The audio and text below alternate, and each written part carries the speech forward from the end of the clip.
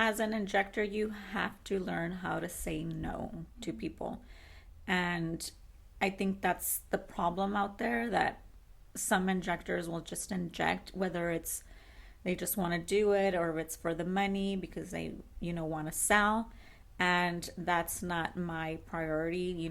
I'm here to make you look as natural as possible. If you don't need it, I am the person that will tell you no. Patricia, we're opening our first podcast. How do you feel? I'm the worst. How do you feel? I think I'm a little bit nervous. Why? Because I'm used to recording you guys. It's like we're talking in the office. Just think of it like that. So this is our first ever podcast, Talk Aesthetics to Me. Why aesthetics? What got you here? Oh, it was by accident. I was doing surgical or OR nursing. So I came here to do OR with Dr. Sozer. And little by little, he made me come into the med spa. So I had no clue what this even was, or that they even needed nurses, or what Botox was and fillers. So little by little, I got into the med spa. And so it was nearly by accident. I never was like, oh, I'm going to be an aesthetic nurse. What exactly were you doing before aesthetics? Were you working in the hospital? What were you doing? I was working with a family doctor. He was an internist out of high school, actually. And I was with him for 16 years, which I loved. I love that type of medicine. I loved him. He taught me so much. So I was doing that. He's the one that encouraged me to go to nursing school because I was an MA. So he was pushing me to go to nursing school. I finally did it. I stayed with him for a while. And then I really liked the OR. I always wanted to be an OR nurse. And then that's when I went to work at the OR at the hospital. And from the hospital, I came here to work OR with Dr. Sozer. And then that's where I went to the med spa. Nice. And now I'm in aesthetics for 11 years. Damn. That's not very nice. It shows that you're loyal. Yeah, if I'm comfortable where I'm at, I haven't had many jobs because I've stayed a long time in each job. So if I'm comfortable and I do consider myself a loyal person to that employer if they treat me well. So like I said, I was 16 years with one, and I've been here now 11 years. You just got back into town. Can you tell us where you came from? So I also have the privilege and great honor to be an Allergan National Trainer. So what that means is that we're handpicked out of the whole nation. There's only a few of us that get handpicked in the nation. So what we get to do is go to other offices and train them on fillers and Botox. So any new med spa or just anybody that wants a refresher, we go, whether it's local or out of town, we go and spend a few hours with that office, and we teach them, the FDA approvals, way to inject, answer any questions. So I just got back from Albuquerque, which I was training a few offices there. And with these trainings, you get to go to big parties, don't you? That's another fun part about it. Yes, we get together once a year. Everybody from the nation gets together once a year. And at that point, we either get trained on either new approvals, new FDA approvals, the right way to inject. So we're actually really lucky because we get to know first what is the FDA approval and how we could use it. So I think that's huge for El Paso Cosmetic Surgery that we have 2 Allergan trainers. We're the first ones to know these methods, these FDA approvals, and then we're the ones that get to teach other offices about it. And that's why she's my injector. Look at her beautiful face. You'll be like, don't go with her. Don't go. Just kidding. Actually, half of the time I tell her no. Yeah. I think I just have what is the word? Body dysmorphia? Oh, no. Self-conscious? All these negative things. Low self-esteem? I'm gonna go cry. Oh yeah, where you need just a needle in your face. Yes, like when I see you injecting other patients or something, I'm like, oh my gosh, I need that. I need Mm. that. But I know I don't because I don't want to look like a pillow. Is that the right thing to say? Pillow face? Pillow face. Yeah. So she also stops me from doing a lot. Yes. You, as an injector, you have to learn how to say no to people. And I think that's the problem out there that some injectors will just inject, whether it's they just want to do it or it's for the money because they, want to sell. And that's not my priority. I'm here to make you look as natural as possible. If you don't need it, I am the person that will tell you no. And I think a lot of my patients know that. And it even makes me laugh because they always make comments like, oh, yeah, you told me no, and you told me no. Or I'll see them out in the street and they're like, she's the one that told me no. And I'm like, Yeah, I think I've done that too a few times too. yes. But I feel like nowadays it's different. It's not how it was back then. Like back then, I feel like it was the huge Kylie lip filler, and Yes. now they're very subtle, very natural.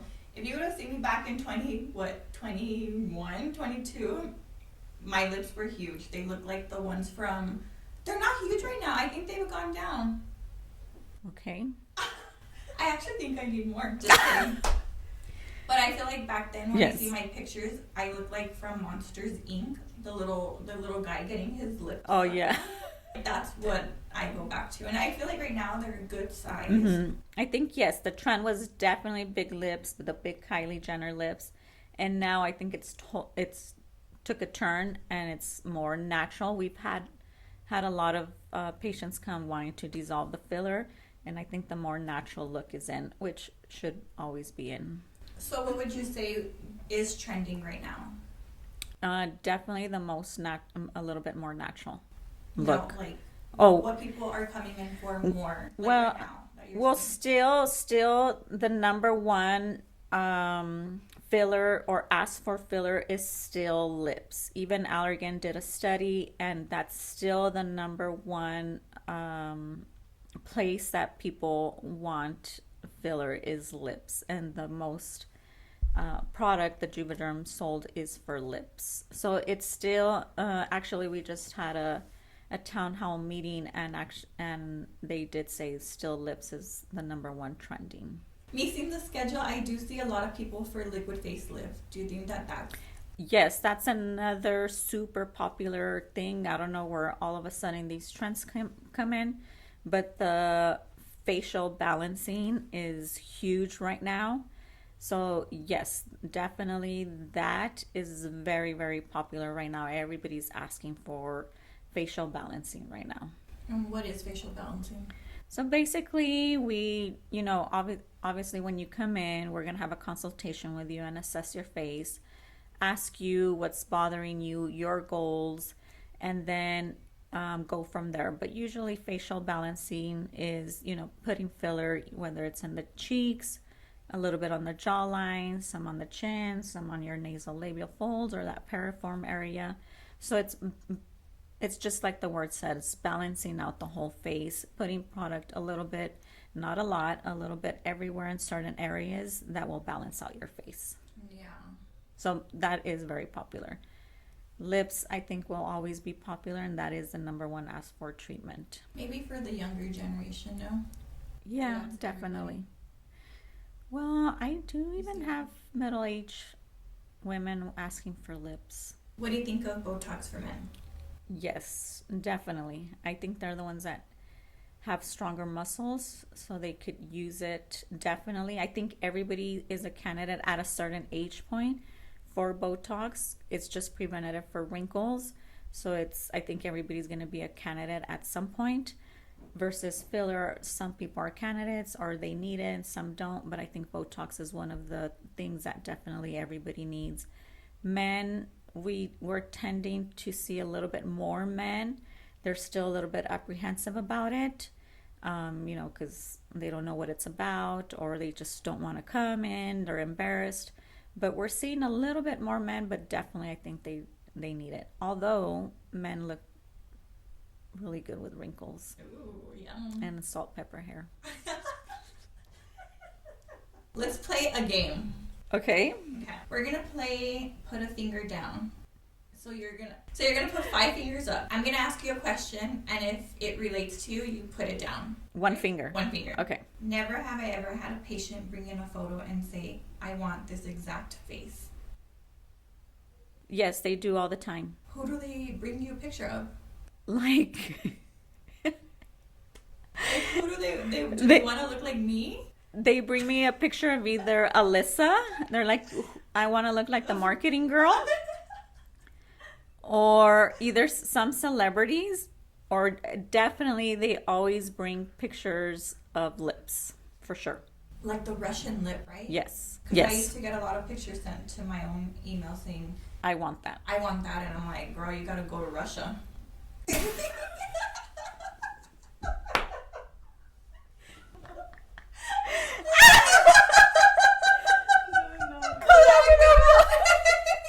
that a good one? You gotta go to Russia. We don't have those here. Oh my word. Okay, continue. Never have I ever changed my mind about a treatment after trying it. Yes. Which treatment? I think it depends on either my method that I'm doing or the injection method that I was doing, and I didn't see such great results, or I'm like, oh, I'm not getting what I want, so then I change it. Never have I ever had a patient come back asking for more right away. Yes, all the time. Right? Like within maybe even 3 weeks, a month, they're like, I want more. I know. Like, I try to tell them too, like when they text, and they're like, I only want half a syringe. I'm like, are you sure? Are you sure? Never have I ever fixed someone else's bad filler. I mean, it happens, and it happens probably to us too, you know. Yeah. It's not to talk bad about anybody, but yeah, it happens. I feel like most of the time they come from people who... That inject in their houses. Right. So I'm like, you're getting what you pay for. And then you're paying double, like... Yes, so they go to their houses, get injected. They have no clue what they got injected because they go because it's cheap. Then they end up with bad results, and it becomes more expensive because then they have to go or come to another office or come with us to fix it, to either get it dissolved. It's more traumatic for them, so everything comes out emotionally and expense wise. It's definitely not worth it. Never have I ever mixed up 2 patient stories in my head. I didn't see that happening. Kind of, but I usually, yes, it has happened to me. And I'm like, oh, did you do that? And they're like, oh, no, I didn't. But very rarely, because I tend to remember a lot of my patients and their stories. And something I do, maybe I shouldn't give my secret away. I'll write little notes down. Oh, no. I shouldn't have. I mean, it's a good one. For But future I'll write little, notes of what they did or what they told me. So then next time I remember, and then They really do love you. Like, you're booked and busy all the time, and Aww. you're highly requested here. So if patients want to book with you, where can they find you? So you could follow me on Instagram, and it's under Injections by Patricia. Also on El Paso Cosmetic Surgery's website, there's an online booking there. Thank you so much for today, Patricia. I had a blast. I don't know. Spear fingers.